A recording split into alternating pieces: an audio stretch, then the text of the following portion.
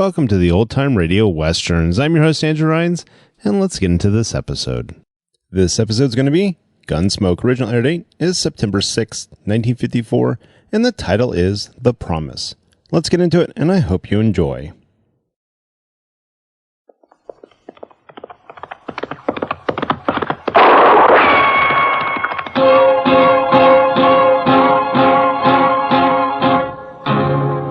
Gunsmoke, brought to you by Chesterfield, America's most popular two-way cigarette. What a pair. Chesterfield King Size at the new low price. Chesterfield Regular. Around Dodge City and in the territory on West, there's just one way to handle the killers and the spoilers, and that's with a U.S. Marshal and the smell of gun smoke.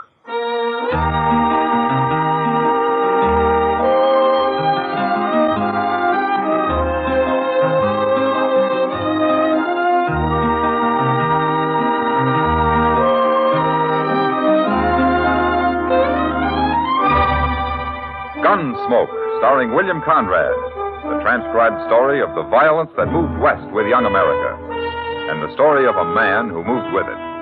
I'm that man, Matt Dillion, United States Marshal. The first man they look for and the last they want to meet. It's a chancy job, and it makes a man watchful and a little lonely.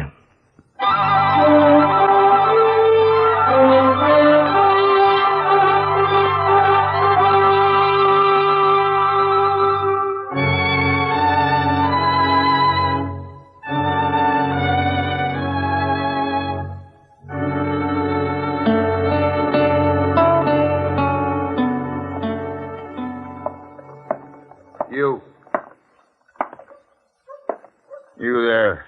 Oh, you talking to me? What's it look like I'm doing? I guess I pretty near fell asleep sitting here. Hot today, ain't it? I didn't come to Dodge to talk about the weather. A stranger here, ain't you? Looking for the sheriff. Where do I find him? You won't find him. What? There ain't no sheriff in Dodge. Maybe I can help you. I'm Chester Proudfoot. Well, I'm real pleased to know you, Chester. Now, if you quit lying to me Don't and tell snap me... your teeth at me. I ain't lying. But if you're looking for the law, there's a U.S. Marshal here. U.S. Marshal? That's even better. Where is he? Inside. Follow me. This fella here is looking for the law, Mr. Dillon. Oh, I come in. You the U.S. Marshal? Yeah, that's right. Well, my name's Brake, Marshal. I'm from Mingo. Mingo, that's way north of here, ain't it? It's a couple 100 miles. And I rode all the way down here on the tail of a man called Hank Springer.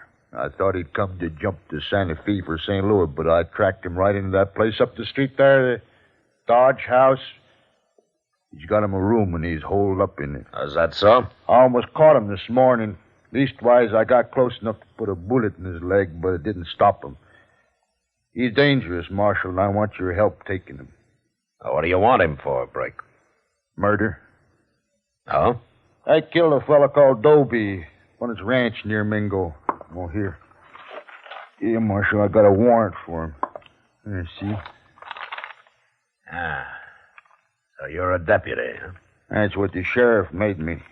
He wanted somebody to go after Hank Springer, and I took the job. Well, that's one way of doing it. Why didn't the sheriff come after him himself? Well, he didn't want to bother, I guess. Anyway, he's going to give me $50 when I get back with Hank, dead or alive. Uh-huh.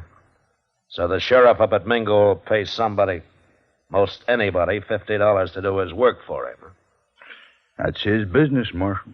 Well, then why don't you go arrest this Hank Springer? You got a warrant. You're a deputy. No, he's laying up in that room armed and hurt, and he ain't going to take easy. You're a U.S. Marshal, and you got to help me. Well, maybe there'll be less trouble if I do. Chester. Yes? Go get Doc Adams. One man's already been shot.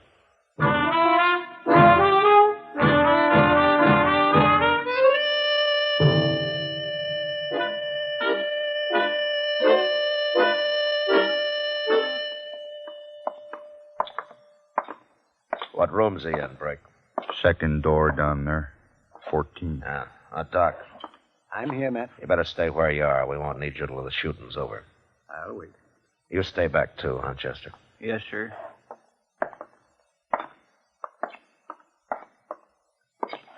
All right, break. Sing out. But let's make sure it's your man Springer in there. Hank?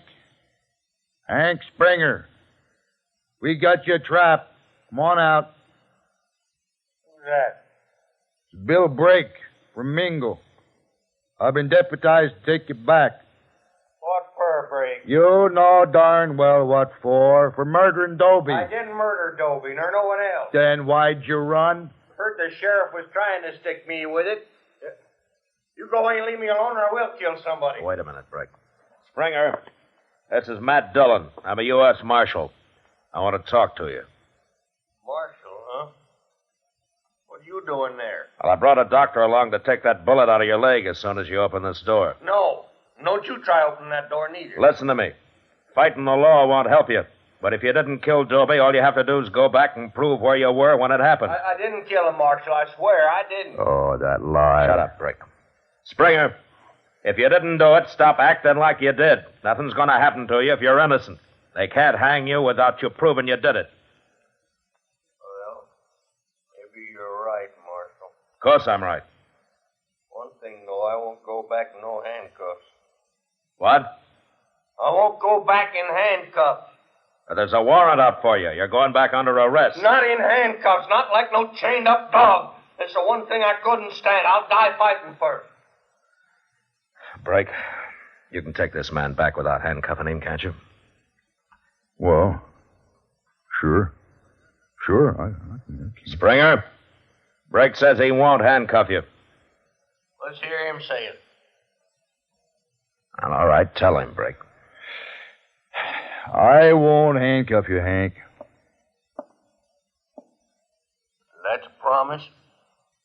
That's a promise. You swear? I gave you my word.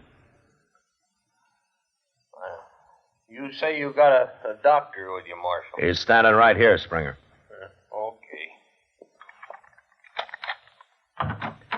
All right, Springer, put your hands out that door empty. I ain't going to fight, Marshal. Hold your gun on him, Marshal. He might try something. Get out of the way, Break. Okay. Now take your gun, Springer. Yes, sir, sure, Marshal. All right, now go lie down on the bed. Yeah. Doc, come on in here, huh? Coming, Matt.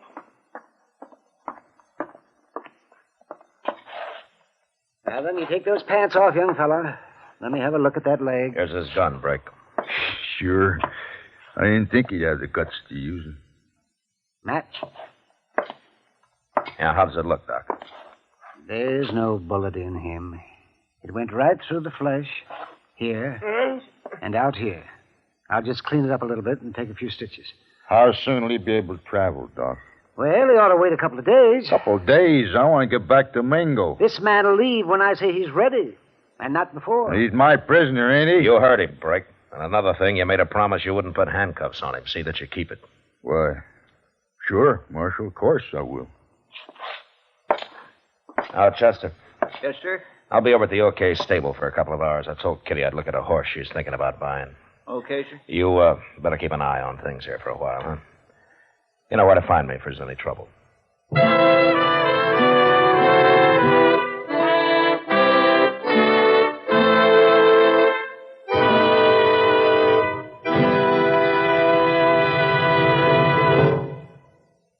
Almost 100 years ago, Charles Kingsley wrote that tobacco is a lone man's companion, a bachelor's friend, a hungry man's food, a sad man's cordial, a wakeful man's sleep, and a chilly man's fire. These words describe what Chesterfield means to millions of smokers today. You and I smoke for relaxation, for comfort, for satisfaction, and in the whole wide world, no cigarette satisfies like a Chesterfield. Only Chesterfield has the right combination of the world's best tobaccos. Highest in quality, low in nicotine. Best for you. Buy 'em king size at the new low price, or regular. Get a carton of Chesterfields today.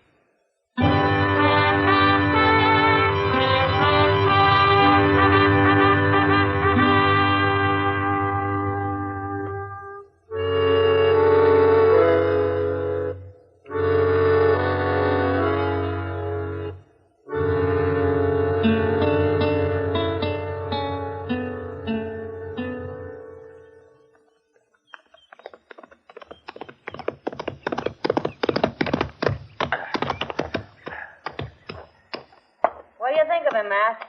He's a good horse, Kitty. You've been on him an hour. Is that all you got to say? Should I buy him or not? Not for $40, Kitty. What's wrong with him? Well, nothing I can see. But he's not worth $40. Oh, you can buy a lot of horse for that much money, Kitty. I like this one. Oh, hello, Marshal. Hello, John. Look, Kitty, you don't get time to ride very often. Why don't you rent a horse when you want one, huh? Because I want to own a horse. What's the point of working if you can't own something now and then? Okay, Kitty. All right, now start at 25 and don't give him $1 more than 30. You mean I got to get into one of those horse trading affairs? Where you spend the whole day sitting on your heels and scratching at the dirt with a straw? Trying to think of a million ways to avoid coming right out with what you're really there for? No, thanks. I can make $10 faster than that. All right, Kitty. I'll try to make the deal for you. Oh, wait a minute. After all, I'm a woman. Maybe I can get him a little confused. Huh? You know? I'll bet I can buy that horse for $20. Hey, Chester, how do you like my new horse? Fine, Miss Kitty, fine, but I don't have time to look at him now. Oh, what's the matter, Chester? Well, it's Hank Springer, Mr. Dillion. What happened? You see, I went downstairs to cool myself off with a couple of beers, and when I got back to his room, he was gone. Gone? Yes, sir. Doc had already left, and I was only away for about an hour. I had a feeling something was going to happen. Well, where's Brake? Wasn't he watching him? Well, that's the bad part of it. Brake's there, all right, but he's dead. What? I took a good look at him, Mr. Dillon. There's no bullet hole in him, but his neck's all swole. Well, Hank Springer choked him to death with his bare hands, that's what. Oh, no wonder he wanted Brake to promise not to handcuff him. And another thing, Mr. Dillon, when I asked the clerk, he remembered seeing Hank run out and grab a horse from the hitching rail. Well, he's got a good start on us. See you when we get back, Kitty.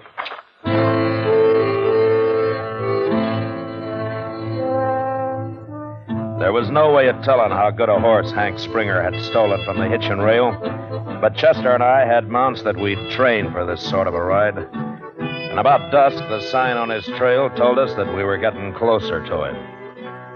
It was just after dark when we spotted a campfire in a cottonwood grove. We slowed down as we rode up to it.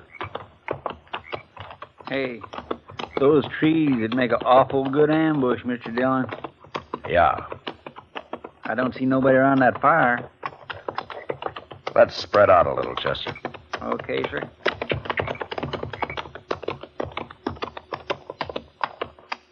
All right, that's far enough.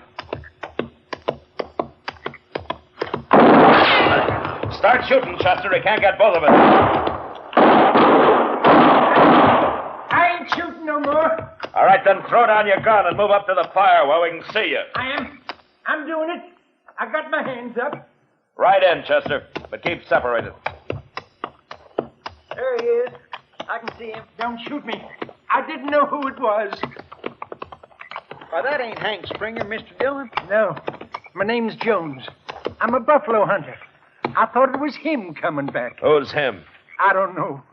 I don't know who he was. Step over this way, mister, out of the firelight. I don't want to get shot at anymore tonight.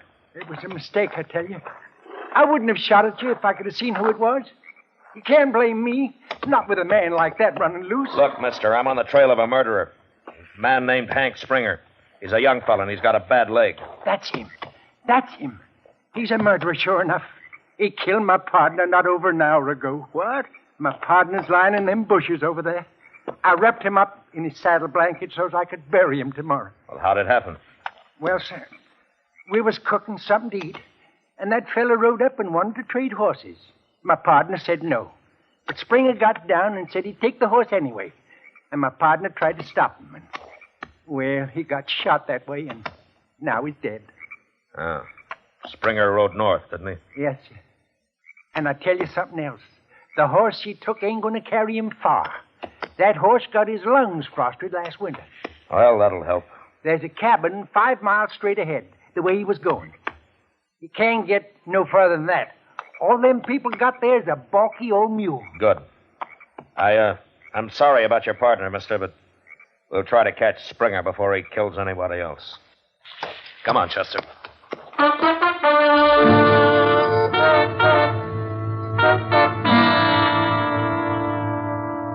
There was no moon that night, and it was pitch dark, so we had to guess at riding straight. But we managed pretty well. And in about an hour, we saw the lights of a cabin off to our left. We rode over, left our horses 100 yards from it, and then went the rest of the way on foot. We could hear voices inside, so we sneaked up to the window. I'm telling you, lady, I can't wait much longer. Are you sure you ain't lying to me? It's Hank Springer, Mr. There ain't Dillon. no It's him reason right why now. I should lie to you. My husband should have been back before this. But it won't do you no good when he does come. You won't get far on that mule of ours. Well, what's wrong with your mule? Nothing. Except for being ornery and stubborn. I'll get him over that fast enough. You can have the mule, mister. I don't care about that. But don't hurt my husband, please. Lady, I don't want to hurt nobody. Listen, they get in my way like some has done lately. You're an outlaw, ain't you? Never you mind. Look, when your husband walks in here, just don't you give me away. All I ask you is you don't shoot him. Chester. I won't shoot him Come unless on. he starts it. But ain't going to get shot neither. We better do something quick before her husband gets back, Mr. Dillon. Look, I got an idea, Chester, and if that woman's at all smart, it might work. What? You get out there in front of the cabin, but far enough away so nobody can see you. And then you yell for her. Yell for her? Pretend you're her husband. Tell her to come out and give you a hand with a mule. Yeah, but what'll I call her? I don't know her name. Call her wife or woman, anything like that. It doesn't matter. She'll know it isn't her husband. Where'll you be at? Flat against the wall by the front door. He won't trust her to come out alone. And when he comes out, I'll take him. All right, get going. Okay.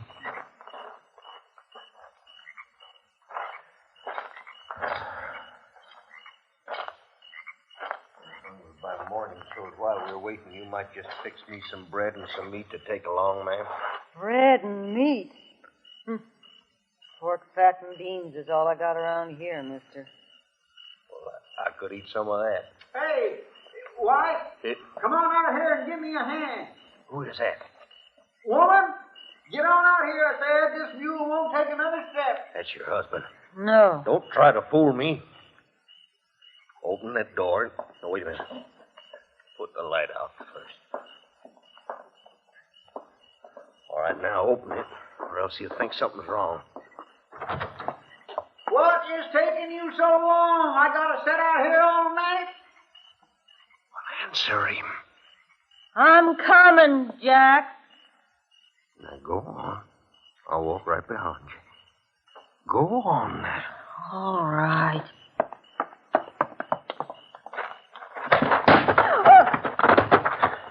All right, come on in, Chester.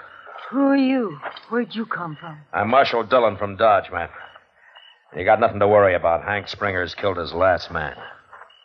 Who's this? I knew it wasn't Jack. Oh, it worked fine, didn't it, Mr. Dillon? He walked into it like a lamb to slaughter. Good evening, ma'am. Hello. Get his gun, Chester. Yes, sir. Tell me, ma'am, is your husband really coming back tonight? Yes, he is, Marshal. Well, we'll spend the night here if you'll let us. But I'd like to borrow that mule in the morning. Hank Springer wanted to ride him up to Mingo. And I'm going to see that he does.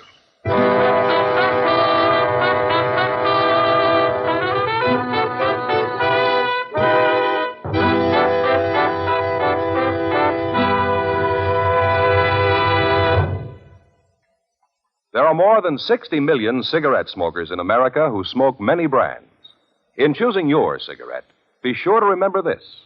You will like Chesterfield best because only Chesterfield has the right combination of the world's best tobaccos.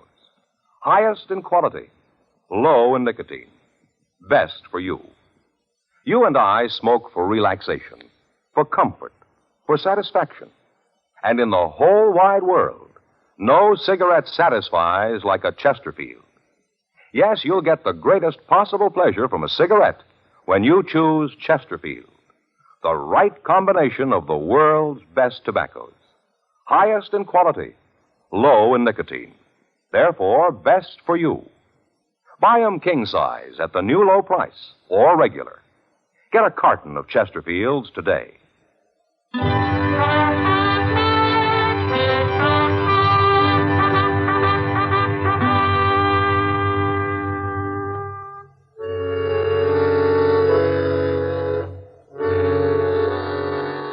started out next morning, and it took us 2 days to get to Mingo. But not so much because of the mule as because of Hank Springer's leg. I was willing to stop and let him ease it for a day or so, but he said no. He'd rather get the ride over with. Beyond that, however, he didn't say anything until we rode into town. Mingo was a small place and out of the way of the cattle trails, so it was as quiet and peaceful as any frontier town could be. There's the sheriff's office across the street. Okay. Well, no use to stop there, though. Why not? Sheriff don't use it much. Most of the time he's gambling over at the Golden Girl. That's it. The Golden Girl down the street there, see? Well, I'm not turning any prisoner over to a sheriff at a gambling table. You ride on ahead, Chester, and tell him to come outside. All right, sir, I'll do it. Springer? Well, there's still time to tell me. There's something I'm sure curious about. You can ask me, Marshal. Why in the world did you head back up here? Find Jim Powell. Who's Jim Powell? I figured it out, Marshal. It was him that killed Dobie. Oh. Well, you can tell him that in court, I guess. Now, here we are. Let's get on. All right. Oh. Marshal. Yeah. You still think I'm lying, don't you? Well, I don't know, Springer. But it doesn't matter much what I think, does it? Oh, I guess not. But I can prove I didn't do it. Then why did you run in the first place? Well, I knew he was after me. I got scared. Shouldn't have, but I did. And there's a sheriff. Marshal Dillon, I'm Sheriff Riley. Hello? The man here told me all about what happened. I'll take charge of Hank Springer now. Look, I'm going to get a fair trial. Ain't I, Sheriff? I don't talk to murderers, Hank. I don't care about that buffalo hunter, but killing Brake's a different matter. He was my deputy. Well, if you hadn't have picked a coward for deputy, I wouldn't have had to kill him. What do you mean, a coward? He was a coward and a liar, both. Wait a minute. What are you saying, Hank? Well, Brake promised me he wouldn't put no handcuffs on me. He swore he wouldn't, didn't he, Marshal? He did? Well, he got scared and he busted his word. I went crazy when he put them things on me, Marshal, and I choked him. And then I got the key. I took them handcuffs off and threw them away. Well, I had to run then. You're a fool, Hank. If you'd have come back peaceful with Brake, you'd be a free man right now. You mean you found out it was Jim Powell that killed Dobie? Of course I did. Jim Powell got real drunk the other day and started bragging. Me and a couple other fellas got him in jail, and he confessed as soon as he sobered up. I knew you didn't do it, Hank. I knew it all along. Well, then why was you saying I did? Why'd you come looking for me? Well, you just had to stick it onto somebody, didn't you? I should have figured that, knowing you. You're gonna hang now anyway. What difference does it make? Well, you'll be glad to see me hang, won't you, Sheriff? I never did like you, Hank. That's why I picked you in the first place. Hank. What, Marshal? I've changed my mind. About what? About turning you over to this rotten, worthless sheriff. You can't talk like that. Shut up! Hank hasn't committed any crime around here, so I'm taking him back to Dodge for trial. He's my prisoner, Marshal. You can't cheat me out of him. I got a right to him. You got nothing. And sheriff or no sheriff, I'll bend a 6-gun across your head if I hear any more out of you. Well?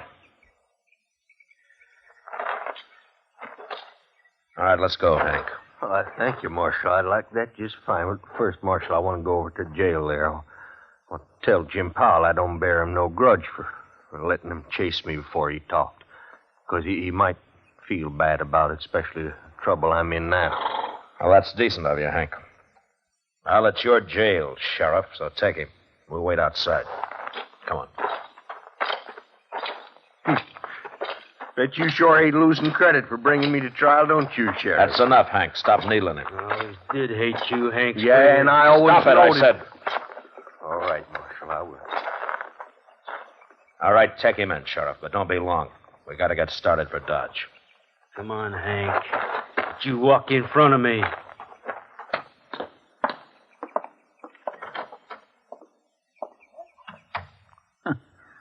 Mr. Dillon, a sheriff like that makes a man kind of ashamed, don't it? I mean, it makes people think the law don't amount to much. Ah, the law's bigger than any one man, Chester. Yes, sir, I guess so. What? Hey, that come from the jail. Yeah, it sure did.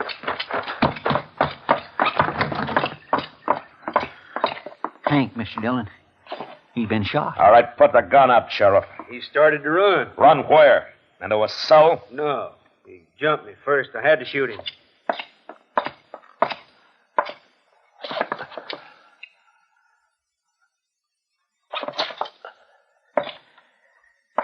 Well, he's dead. It was his idea coming in here and trying to get away. He wanted my gun. So he jumped you, huh? He swung around, grabbed for my gun. I had to shoot him. In the back? I don't know where I shot him, Marshal. What difference does it make?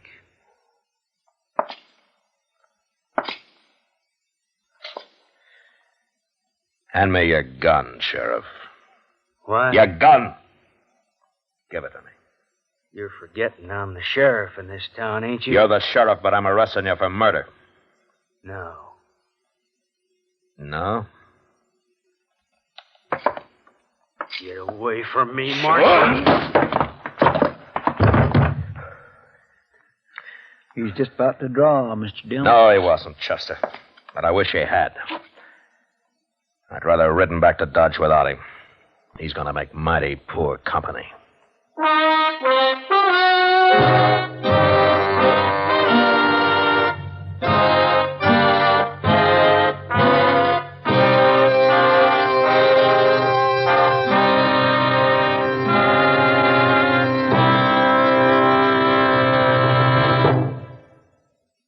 L&M goes king size. Yes, L&M goes king size. Now, L&M is king size as well as regular. Both have the same low price. Both have the miracle tip for the effective filtration you need. Yes, it's the filter that counts. And L&M has the best. You get much more flavor, much less nicotine, a light and mild smoke. Yes, this is it. L&M filters, just what the doctor ordered. Buy a carton, king size or regular, both at the same low price. L&M filters, America's highest quality and best filter tip cigarette.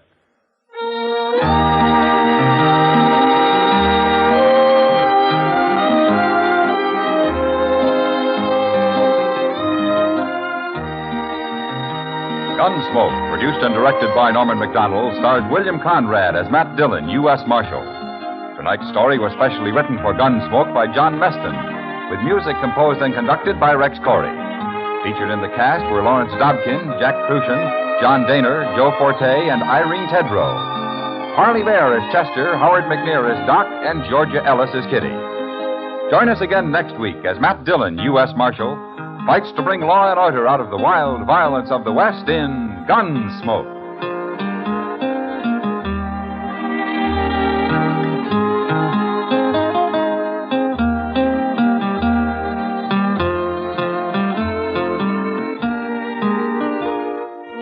Remember, next week at this same time, Chesterfield will bring you another transcribed story of the Western frontier on Gunsmoke. This is the CBS Radio Network.